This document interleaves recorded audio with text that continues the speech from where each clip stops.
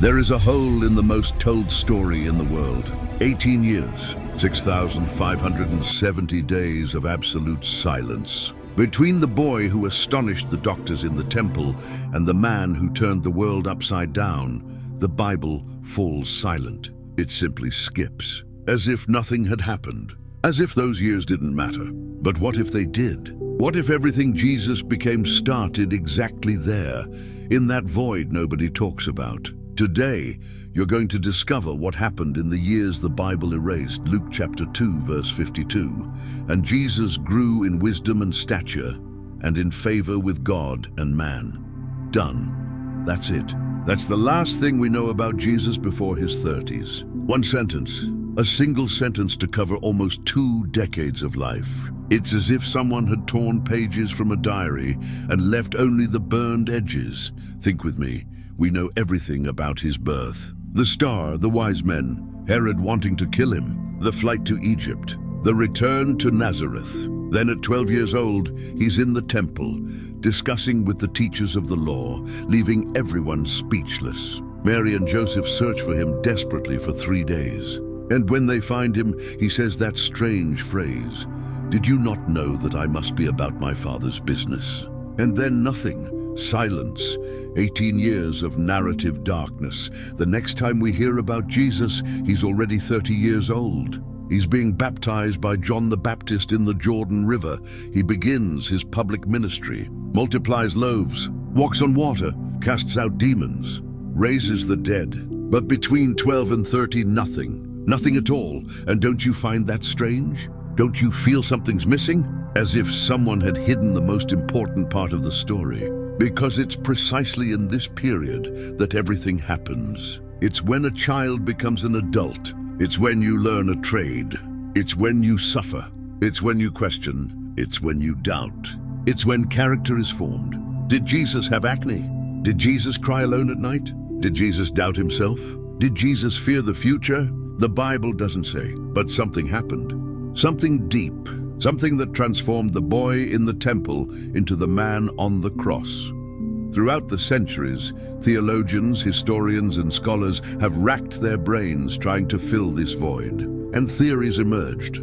Some plausible, others disturbing. The most accepted theory is the simplest. Jesus stayed in Nazareth, worked as a carpenter alongside Joseph, lived a common, anonymous, invisible life. He cut wood, built tables, fixed doors, sweated under the Galilean sun, ate hard bread, slept early, woke early, lived like any young Jew of the time. But was that all? Did the Son of God spend 18 years just cutting wood? Mark 6:3 gives us an interesting clue. Is not this the carpenter, the son of Mary? Notice carefully. It doesn't say the carpenter's son. It says the carpenter. As if Jesus were known for that. As if he weren't just an apprentice. He was the carpenter, which means he took over the trade. Probably because Joseph had died, and that changes everything. Because if Joseph died early, and scholars believe he did, since he completely disappears from the accounts of Jesus' ministry, then Jesus became the provider for the family. He had brothers, James, Joseph, Judas, and Simon, and sisters whose names we don't even know. A large family, a poor family. And suddenly, the weight of all this falls on the shoulders of a teenager. Imagine the scene. Jesus, around 15, 16 years old, looking at his widowed mother, at his young siblings, knowing he's the only one who can support that house. He can't leave, can't preach, can't perform miracles, can't reveal who he is. Because there are mouths to feed, a roof to maintain, responsibility. And maybe that's exactly what prepared him. Because Jesus didn't become the Messiah reading scrolls in the temple. He became the Messiah sweating, bleeding, carrying weight, literally, carrying wood, carrying crosses even, because carpenters of the time made Roman crosses on commission. Think of the irony. Jesus building crosses without knowing that one day he would carry his own. But there's another theory, one that the traditional church hates, one that was erased, burned, censored throughout the centuries. And it's this: Jesus traveled. Calm down, breathe, I know what you're thinking. That's conspiracy theory. Maybe. But hear me out, there are ancient texts, Yes, real texts, documents preserved in monasteries, lost libraries, manuscripts that survived fires, that suggest Jesus spent part of those lost years outside Palestine, that he traveled to Egypt, to India, to Tibet, that he studied with spiritual masters, that he learned meditation, healing, philosophy. There's a document called Gospel of Thomas, another called Life of Isa, another called Gospel of the Hebrews.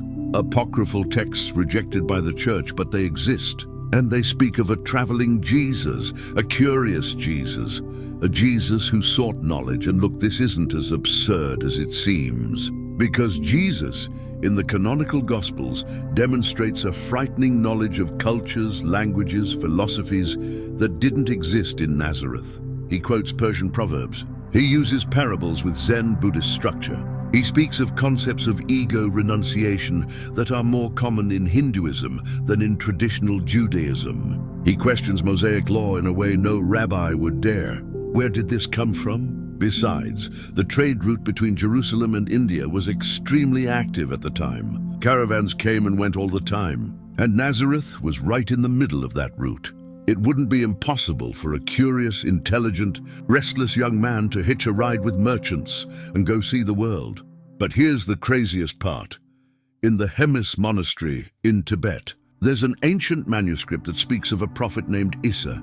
Isa is the Arabic version of Jesus, and this manuscript says that Isa arrived there at 13 years old, studied with Buddhist monks, learned about compassion, detachment, enlightenment, and then returned to his homeland to preach. Coincidence? Maybe, but what if it's not? What if Jesus spent those years not just cutting wood, but cutting ties? Cutting certainties? Cutting his own ego? What if he needed to leave Nazareth to understand who he really was? Because there's one thing we forget: Jesus was human, totally human. And humans have doubts. Humans have crises. Humans need to find purpose, and maybe the lost years weren't lost. Maybe they were the most important years. The years when Jesus stopped being Mary's son and became the Son of God. But here's a question nobody asks. What if the Bible doesn't talk about these years because it wasn't supposed to? What if the silence was purposeful? Think with me. The Gospels were written decades after Jesus' death. Matthew, Mark, Luke, and John had plenty of time to include accounts about his youth. They could have interviewed Mary, the brothers, childhood friends, but they didn't. Why? Because maybe those years weren't about miracles. They weren't about teachings. They weren't about crowds. They were about something much more human, much more painful, much more real. Those were the years when Jesus learned to suffer. He lost his father. He saw his mother cry. He felt hunger. He felt fatigue. He felt the pain in his hands from working so much. He felt the loneliness of carrying a secret that nobody around understood. He looked to the sky and maybe thought, "Father, when? When will it be time?" And God was silent because God was preparing him, not with words, not with signs, but with time, with waiting, with forced patience, with anonymity. Jesus needed to understand what it was to be ignored, to be invisible, to be ordinary, because only then could he later look into the eyes of a leper, a prostitute, a thief, and say, "I see you. I understand you. The lost years weren't lost. They were necessary." Let's go back to Nazareth, to Jesus the carpenter. Imagine the scene. He's in his early 20s now. He still hasn't started his ministry. He's still just Jesus, the guy who fixes your door, the guy who makes tables on commission, the guy you greet on the street and don't look at twice. But there's something different about him. People feel it. They don't know what, but they feel it. Maybe it's the way he looks at people, as if he sees beyond, as if he knows. Maybe it's his calmness. In a world of desperate people, he seems at peace. Maybe it's the way he speaks, simple but profound, obvious but revolutionary, and he gathers stories. He listens, he observes, he stores them. He sees the farmer who lost everything because a seed fell on bad soil and thinks, "I'll use this one day." He sees the shepherd desperately searching for the lost sheep and thinks, "I'll use this one day." He sees the woman sweeping the house looking for a coin and thinks, "I'll use this one day." He sees the father running to embrace the son who came back broken and thinks, I'll use this one day. All those parables he would tell later, they came from there, from those silent years, from those years of observation, of listening, of real life. Jesus didn't invent the parables reading books. He invented them by living. And there's one more thing. Jesus was a carpenter. And at the time, carpenters didn't just make furniture. They built houses, synagogues, crosses. They were builders. And Jesus would later say, destroy this temple, and in 3 days I will raise it up. He would say, I will build my church. He would say, on this rock I will build. He spoke the language of a carpenter, of someone who knows how to build, who knows how to demolish, who knows how to rebuild. And this didn't come from nowhere. It came from years of hammering, sawing, measuring, making mistakes, getting it right. The lost years shaped Jesus' vocabulary.